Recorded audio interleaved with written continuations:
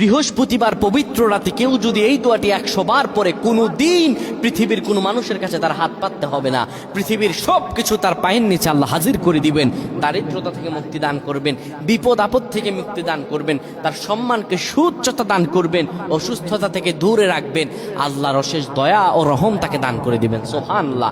বৃহস্পতিবার রাত এটি গুরুত্বপূর্ণ রাত। এই রাত সপ্তাহে একদিন আসে।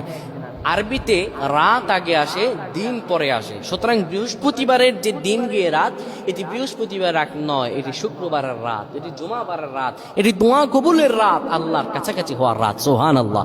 এই বৃহস্পতিবার রাত আল্লাহ তাআলা বান্দার দোয়া কবুল করেন। কেউ যদি বৃহস্পতিবার রাতে ঈশা নামাজের পরে পবিত্র হয়ে ইয়া হাইয়ু ইয়া হাইয়ু ইয়া হাইয়ু ইয়া রফিয়ু ইয়া রফিয়ু ইয়া রফিয়ু এই দোয়াগুলো পড়তে পারে 100 বার, আল্লাহ রাব্বুল আলামিন তার মর্যাদা বৃদ্ধি করে দিবেন।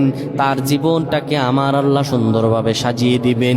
বিপদ আপদ বালা মুসিবত গুলো আমার রাব্বুল আলামিন দূর করে দিবে। আল্লাহুম্মা আমিন বলেন।